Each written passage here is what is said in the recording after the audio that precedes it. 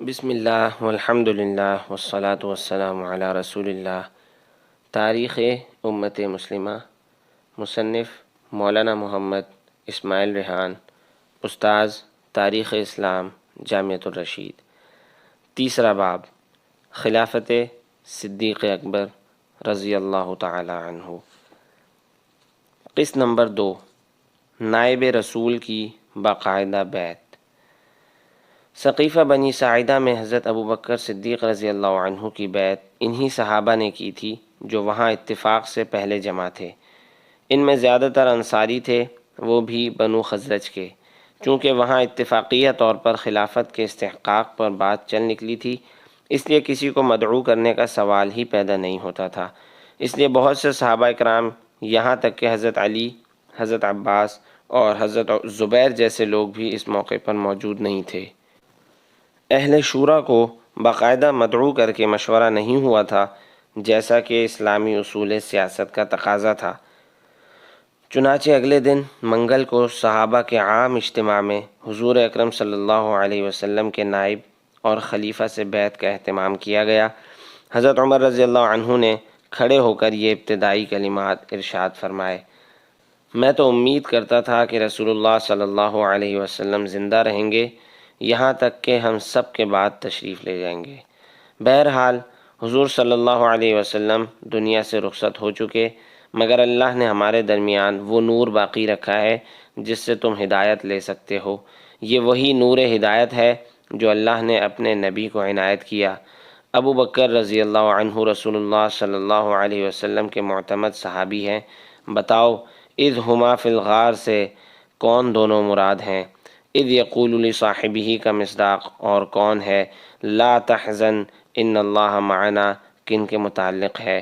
لوگوں، یہ ثانی اثنین ہیں، یہ مسلمانوں کے امور انجام دینے کے لیے سب سے بہترین ہیں، پس آپ کھڑے ہوں اور ان سے بیعت کریں۔ پھر حضرت عمر نے اصرار کر کے حضرت ابوبکر کو ممبر پر بٹھایا اور لوگوں نے بیعت کی۔ بیعت کا طریقہ وہی تھا جو عربوں میں قدیم زمانے سے چلا آ رہا تھا، یعنی ہاتھوں میں ہاتھ دے کر عہد وفا کیا جاتا تھا۔ حضرت علی اور حضرت زبیر رضی اللہ عنہما نے بیعت کرنے میں تاخیر کیوں کی؟ 3 اہم افراد اس وقت بھی موجود نہیں تھے۔ ایک خزرج کے سردار حضرت سعد بن عبادہ رضی اللہ عنہ، دوسرے حضرت علی المرتضیٰ رضی اللہ عنہ، تیسرے حضرت زبیر رضی اللہ عنہ۔ چونکہ حضرت سعد بن عبادہ رضی اللہ عنہ گزشتہ روز خلافت پر قریش کے حق کو تسلیم کر چکے تھے، اس کے علاوہ وہ بیمار بھی تھے، اسی لیے حضرت ابوبکر رضی اللہ عنہ نے انہیں دوبارہ زحمت دینے کی ضرورت نہیں سمجھی۔ مگر حضرت علی اور حضرت زبیر کے نہ ہونے سے غلط فہمیاں جنم لے سکتی تھیں، اس لیے آپ رضی اللہ عنہ نے دونوں کے بارے میں خصوصی طور پر پوچھا۔ ان کی عدم موجودگی کی وجہ یہ تھی کہ دونوں بیعت نبوی میں تجہیز و تکفین میں مشغول تھے، اسی لیے حاضر نہیں ہوئے تھے۔ مگر چونکہ منافق افواہ اڑا سکتے تھے کہ یہ حضرات بیعت سے متفق نہیں، لہٰذا حضرت ابوبکر صدیق رضی اللہ عنہ نے حضرت علی اور حضرت زبیر رضی اللہ عنہما کی نہ صرف موجودگی ضروری سمجھی، بلکہ جب وہ آئے تو اپنے کسی شبہے کی بنا پر نہیں بلکہ ممکنہ افواہوں کے ازالے کے لیے سب کے سامنے ان سے پوچھا، کیا تم مسلمانوں میں انتشار پھیلانا چاہتے ہو؟ دونوں بولے، رسول اللہ صلی اللہ علیہ وسلم کے خلیفہ، ایسی کوئی بات نہیں۔ یہ کہہ کر دونوں نے بیعت کی۔ حضرت ابو سعید خدری رضی اللہ عنہ سے مروی یہ حدیث، جو کہ مستدرک حاکم حدیث نمبر 4457 اور السنن الکبریٰ للبیہقی میں موجود ہے، جب امام مسلم کو دکھائی گئی تو انہوں نے اس کی توثیق کی۔ السنن الکبریٰ للبیہقی حدیث نمبر 16539۔ معلوم ہوا کہ حضرت علی رضی اللہ عنہ کے بیعت میں 6 ماہ تاخیر کرنے کی روایت تاویل کے قابل ہے۔ ایک روایت کے مطابق تو حضرت علی رضی اللہ عنہ کو جب بتایا گیا کہ ابوبکر رضی اللہ عنہ کے ہاتھ پر بیعت ہو رہی ہے تو وہ اتنی تیزی سے گھر سے نکل کر آئے کہ چادر تک ساتھ نہ لی۔ بیعت کے بعد حضرت ابوبکر صدیق رضی اللہ عنہ کا پہلا خطاب۔ بیعت کے بعد حضرت ابوبکر صدیق رضی اللہ عنہ نے بحیثیت سربراہ مملکت مسلمانوں سے پہلا خطاب کیا۔ آپ نے فرمایا، اللہ کی قسم مجھے کبھی سرداری کی آرزو نہیں رہی، میں نے کبھی اللہ سے حکومت کی دعا نہیں مانگی، مگر فتنے پھیل جانے کے خوف سے یہ ذمہ داری اٹھانے پر مجبور ہوا۔ مجھے اس عہدے میں کوئی آرام نہیں مل رہا، مجھے تو ایسی ذمہ داری کا طوق پہنا دیا گیا ہے کہ اللہ کی توفیق کے بغیر مجھ میں اس کی سکت نہیں۔ پھر آپ نے فرمایا، لوگوں، مجھے تمہارا حاکم بنایا گیا ہے، اگرچہ میں تم سے افضل نہیں ہوں۔ اگر میں بھلائی کروں تو مجھ سے معاونت کرنا، اگر برائی کروں تو میری اصلاح کر دینا۔ سچائی امانت ہے اور جھوٹ خیانت۔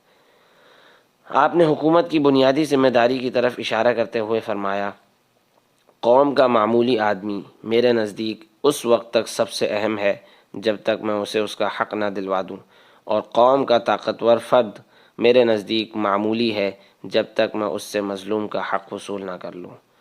اس ارشاد میں یہ پیغام مضمر تھا کہ حکومت در حقیقت عام لوگوں اور کمزوروں کی دیکھ بھال کے لیے وجود میں آتی ہے، ورنہ امراء اور رؤساء تو اپنی وجاہت اور روب داب کی وجہ سے گھر بیٹھے حقوق حاصل کر ہی لیتے ہیں۔ حکومتی خدمات کی اصل ضرورت عوام کو ہے، اس لیے اسلامی حکومت انہی کو ترجیح دے گی۔ اس ارشاد میں یہ تنبیہ بھی تھی کہ امراء کو دوسروں کا حق مارنے کی عادت بد سے دور رہنا چاہیے، کیونکہ اسلامی حکومت محروم لوگوں کی حمایت کے لیے مستعد ہے اور ان کی حامی ہے۔ آپ نے جہاد کی اہمیت اور گناہوں کی نحوست کا ذکر کرتے ہوئے فرمایا، یاد رکھو، جب کبھی کسی قوم نے جہاد ترک کیا تو اللہ نے اس پر ذلت اور رسوائی ضرور مسلط کی ہے۔ جب بھی کسی قوم میں بدکاری بڑھتی ہے تو اللہ اسے ہماگیر آفات میں مبتلا کر دیتا ہے۔ آخر میں اسلامی حکومت میں اقتدار اعلیٰ اللہ کے سپرد ہونے کا نظریہ یاد دلاتے ہوئے فرمایا، جب تک میں اللہ اور اس کے رسول کی اطاعت کروں تب تک میری پیروی کرنا، اگر میں اللہ اور رسول کی نافرمانی کرنے لگوں تو تم پر میری پیروی لازم نہیں۔ جب شمع رسالت نگاہوں سے اوجھل ہو گئی، حضور اقدس صلی اللہ علیہ وسلم کی تجہیز و تکفین ہو چکی تو صحابہ اکرام رضی اللہ عنہم نماز جنازہ ادا کرنے کے لیے جمع ہوئے۔ حضرت ابوبکر صدیق رضی اللہ عنہ سے پوچھا گیا، نماز جنازہ کیسے پڑھیں؟ فرمایا، ٹولیاں بنا بنا کر اندر جاؤ، نماز پڑھتے رہو۔ چنانچہ اس طرح نماز جنازہ ادا کی گئی۔ رسول اللہ صلی اللہ علیہ وسلم کا جنازہ حجرہ عائشہ صدیقہ رضی اللہ عنہا ہی میں رہا۔ تھوڑے تھوڑے لوگ حجرے کے اندر جاتے اور اپنی نماز پڑھ کر باہر نکل آتے۔ نماز جنازہ کی امامت کوئی نہیں کرتا تھا، یہ رسول اللہ صلی اللہ علیہ وسلم ہی کی وصیت تھی۔ رسول اللہ صلی اللہ علیہ وسلم نے وفات سے پہلے فرمایا تھا، پہلے میرے گھر والے میری نماز جنازہ ادا کریں، سب لوگ تنہا تنہا نماز جنازہ ادا کریں۔ اس حکم کے مطابق پہلے اہل بیت، پھر مردوں، پھر خواتین، پھر بچوں اور پھر غلاموں نے نماز جنازہ ادا کی۔ چونکہ لوگ ہزاروں کی تعداد میں تھے، جبکہ حجرہ عائشہ میں ایک وقت میں تھوڑے ہی افراد سما سکتے تھے، اس لیے نماز جنازہ کے عمل میں پورا دن گزر گیا۔ اب یہ سوال پیدا ہوا کہ کہاں دفن کیا جائے۔ لوگوں نے الگ الگ تجاویز دیں اور اختلاف پیدا ہونے لگا۔ کسی نے کہا حجرہ شریفہ میں ہی دفن کیا جائے اور کسی نے کہا عام مسلمانوں کے ساتھ۔ تب سیدنا ابوبکر رضی اللہ عنہ گویا ہوئے، میں نے رسول اللہ صلی اللہ علیہ وسلم کو یہ ارشاد فرماتے ہوئے سنا ہے کہ ہر نبی کو اسی جگہ دفن کیا جاتا ہے جہاں اس کی روح قبض کی گئی ہو۔ چنانچہ رسول اللہ صلی اللہ علیہ وسلم کا بستر ہٹا کر وہیں قبر کی کھدائی شروع کی گئی۔ منگل اور بدھ کی درمیانی شب امہات المومنین اپنے حجروں میں سخت زمین پر کدالیں چلنے کی آواز سن رہی تھیں۔ قبر تیار ہو چکی تو رسول اللہ صلی اللہ علیہ وسلم کے غلام شقران رضی اللہ عنہ نے جلدی سے ایک سرخ چادر قبر کے اندر بچھا دی۔ حضرت علی، حضرت عباس اور ان کے لڑکے قاسم بن عباس رضی اللہ عنہم نے قبر میں داخل ہو کر جسد اطہر کو اندر اتارا۔ سب سے آخر میں حضرت مغیرہ بن شعبہ رضی اللہ عنہ مرقد میں اترے اور حضور اکرم صلی اللہ علیہ وسلم کے کفن کو درست کیا۔ اس کے بعد مرقد پر مٹی ڈال دی گئی اور حضرت بلال رضی اللہ عنہ نے مشک لے کر قبر پر پانی کا چھڑکاؤ کیا۔ یوں حرا کا چاند طیبہ کی خاک میں روپوش ہو گیا اور اس کے ساتھ ہی سسکیوں اور ہچکیوں کی آوازوں سے پورا مدینہ گونج اٹھا۔ زمین و آسمان نے اس سے زیادہ سوگوار اور دردناک منظر کبھی نہیں دیکھا تھا۔ پیغمبر آخر الزمان صلی اللہ علیہ وسلم کے جانثاروں کے لیے یہ احساس ناقابل برداشت تھا کہ اب اس دنیا میں مشتاق نگاہیں آقائے نامدار صلی اللہ علیہ وسلم کی زیارت کبھی نہیں کر سکیں گی۔ صحابہ اکرام نے باقی رات آنکھوں میں کاٹ دی۔ صبح صادق کے وقت حضرت بلال بن رباح رضی اللہ عنہ حسب معمول اذان دینے لگے، اشہد ان محمد الرسول اللہ پر پہنچے تو ضبط کی تاب نہیں رہی، زار و قطار رونے لگے۔ نماز جنازہ اور تدفین میں تاخیر کیوں ہوئی؟ رسول اللہ صلی اللہ علیہ وسلم کی وفات پیر کی سہ پہر ہوئی تھی اور نماز جنازہ اگلے روز منگل کو ظہر کے بعد، پھر تدفین منگل اور بدھ کی درمیانی شب ہوئی۔ ان امور میں تاخیر کا ایک سبب تو صحابہ کرام اور اہل بیت کا رنج و غم سے نڈھال ہونا تھا، دوسرا بڑا سبب امر خلافت کو طے کرنا تھا۔ نماز جنازہ اور تدفین کے امور اس کے بعد ہی انجام پذیر ہوئے۔ اس اہم کام کے رسول اللہ صلی اللہ علیہ وسلم کی نماز جنازہ اور تدفین سے بھی پہلے انجام پا جانے میں بھی اللہ تعالیٰ کی بڑی مصلحت معلوم ہوتی ہے۔ جنازے میں تاخیر ہونے سے یہ امکان تو ہرگز نہیں تھا کہ حضور صلی اللہ علیہ وسلم کے جسد اطہر میں کوئی تغیر پیدا ہو جائے گا، کیونکہ انبیاء کرام علیہم السلام کے اجسام وفات کے بعد بھی محفوظ رہتے ہیں۔ ہاں، اگر خلیفہ کا انتخاب فوراً نہ ہوتا تو کوئی مسئلہ کھڑا ہو سکتا تھا۔ تجہیز و تکفین سے قبل خلافت کے مسئلے کو حل کرنا کیوں ضروری سمجھا گیا؟ پیغمبر اسلام صلی اللہ علیہ وسلم کی تجہیز و تکفین کی ذمہ داری غیر معمولی اہمیت رکھتی تھی۔ اگر اس عظیم کام کو کسی قائد کی نگرانی کے بغیر انجام دیا جانے لگتا تو بات بات پر اختلافات رونما ہوتے۔ اول تو یہی بات تنازع کا باعث بن جاتی کہ نماز جنازہ کہاں ادا کی جائے۔ لوگ جذبات کی شدت سے مغلوب ہو رہے تھے، اس لیے کھلے میدان میں نماز جنازہ ادا کرنا چاہتے۔ بہت سے لوگ دیدار عام کی تمنا بھی کرتے۔ ایسے میں آخری نگاہیں ڈالتے ہوئے ہزاروں لوگ کا غم کی انتہا سے حواس کھو بیٹھنا بالکل بعید نہیں تھا۔ اس بات پر بھی اختلاف ہوتا کہ نماز جنازہ کون پڑھائے، تدفین کہاں ہو۔ جب پہلے قیادت کا مسئلہ طے ہو گیا تو پھر ہر کام ایک امیر کے اختیار کے ساتھ خوش اسلوبی سے انجام پا گیا۔ امر خلافت کی اہمیت اس لیے بھی زیادہ تھی کہ اسلام کے آغاز سے اب تک مسلمانوں پر کوئی وقت ایسا نہیں آیا تھا کہ وہ کسی امیر کے بغیر ہوں۔ حضور صلی اللہ علیہ وسلم ہی سب کے امام، رہنما اور امیر تھے، جن کے تحت مسلمان متحد اور متفق تھے۔ اب کسی امیر یا خلیفہ سے تھوڑی دیر کی محرومی بھی مسلمانوں کے لیے نہایت گراں تھی، اور امت کے اکابر خطرہ محسوس کر رہے تھے کہ اگر یہ صورتحال زیادہ دیر رہی تو کہیں امت مسلمہ کسی افتراق اور انتشار کا شکار نہ ہو جائے۔ شر پسند عناصر جو منافقین کی شکل میں دور نبوت میں بھی سرگرم رہے، کوئی بات اڑا کر اس مسئلے کو اختلاف بلکہ خانہ جنگی کی شکل دے سکتے تھے، جیسا کہ آن حضرت صلی اللہ علیہ وسلم کی زندگی میں کئی بار وہ ایسی مذموم کوششیں کر چکے تھے۔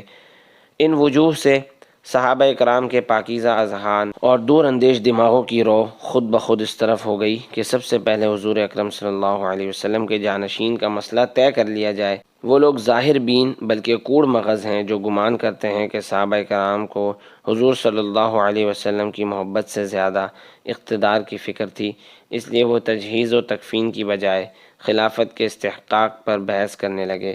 حقیقت یہ تھی کہ انہیں پیغمبر صلی اللہ علیہ وسلم کی محبت ہی تھی کہ جس کی وجہ سے پیغمبر کے دین کو بچانے کی فکر لاحق تھی، اور اس کے لیے یہ ضروری تھا کہ فی الفور خلافت کا منصب کسی ذمہ دار ترین شخص کو سونپ کر امت مسلمہ کو متحد اور یکجا رکھا جائے۔ صحابہ اکرام رضی اللہ عنہم کا رنج و غم۔ حضور صلی اللہ علیہ وسلم کی رحلت کے سانحے نے صحابہ اکرام رضوان اللہ علیہم اجمعین کو جس کرب اور غم میں مبتلا کیا تھا، اس کا اندازہ وہی لگا سکتا ہے جسے آقائے نامدار صلی اللہ علیہ وسلم کی محبت کا درد نصیب ہوا ہو۔ حضرت انس رضی اللہ عنہ حضور اقدس صلی اللہ علیہ وسلم کی تدفین سے فارغ ہو کر آئے تو حضرت فاطمۃ الزہرا رضی اللہ عنہ فرما رہی تھی، انس، تم نے کیسے گوارا کر لیا کہ رسول اللہ صلی اللہ علیہ وسلم کو دفنا کے مٹی ڈال کر واپس چلے آئے؟ بچپن سے بڑھاپے تک حضور اکرم صلی اللہ علیہ وسلم کی غمگسار اور سرپرست حضرت ام ایمن رضی اللہ عنہا روتے ہوئے فرما رہی تھیں، ہم نزول وحی کی برکت سے محروم ہو گئے۔ حضرت معاذ بن جبل رضی اللہ عنہ کو چند ماہ پہلے حضور صلی اللہ علیہ وسلم نے یمن کے شہر صنعا بھیجا تھا، جہاں وہ لوگوں کو دین سکھانے اور شریعت کے مطابق ان کے مابین فیصلے کرنے کی ذمہ داری انجام دے رہے تھے۔ اس رات وہ اپنے بستر پر سو رہے تھے کہ کسی نے پکارا، معاذ، رسول اللہ صلی اللہ علیہ وسلم کی وفات ہو گئی اور تم زندگی کے مزے لے رہے ہو۔ وہ اس طرح ہڑبڑا کر اٹھے جیسے قیامت کا سور پھونک دیا گیا ہو، دوڑتے ہوئے صنعا کی گلیوں میں آئے اور چلائے، یمن والو، مجھے جانے دو، کیا المناک دن تھا جب میں اپنے آقا کے قدموں کو چھوڑ کر یہاں عام بسا۔ لوگ پوچھتے رہے کہ کیا ہوا، مگر وہ کچھ کہے سنے بغیر اپنی سواری کو ایڑی لگا کر سرپٹ مدینہ کی طرف روانہ ہو گئے۔ مدینہ سے تقریباً 50 میل دور تھے کہ سامنے سے حضرت عمار بن یاسر آتے دکھائی دیے، جو حضرت ابوبکر صدیق کے حکم سے حضور صلی اللہ علیہ وسلم کی وفات کی خبر لے کر یمن جا رہے تھے۔ حضرت معاذ کو پہچان کر حضرت عمار بن یاسر نے انہیں روکا اور سانحے کی اطلاع دی۔ وہ بولے، عمار، اب رہنمائی کس سے لیں گے اور فریاد کس کو سنائیں گے؟ اسی حالت میں ام المومنین حضرت عائشہ رضی اللہ عنہا کے حجرے تک پہنچے، دستک دے کر اپنا تعارف کرایا اور تعزیت کی۔ وہ بولی، معاذ، اگر تم رسول اللہ صلی اللہ علیہ وسلم کا آخری وقت دیکھ لیتے تو دنیا کی زندگی چاہے کتنی ہی طویل ہوتی، کبھی اچھی معلوم نہیں ہوتی۔ یہ سن کر حضرت معاذ رضی اللہ عنہ اتنا روئے کہ غشی طاری ہو گئی۔ یا خیر من دفنت بالقاع اعظمہ فطاب من طیبہن القاع والاکم نفس الفداء لقبر انت ساکنہ فیہ العفاف وفیہ الجود والکرم۔ اے وہ سب سے پاکیزہ ہستی جس کی استخواں زیر خاک دفن ہے، پس ان کی خوشبو سے یہ زمین بھی مہک اٹھی اور یہ برگ و بار بھی۔ میری جان اس مرقد پر قربان جس میں آپ تشریف فرما ہیں، شرافت، سخاوت اور جود و کرم کی ساری صفات یہیں جمع ہیں۔ تو دوستوں، اگر آپ نے ابھی تک چینل سبسکرائب نہیں کیا تو ابھی چینل کو سبسکرائب کیجئے، اور ہاں، اگر آپ کو ویڈیو پسند آئی تو لائک اور کمنٹ کرنا نہ بھولیے گا۔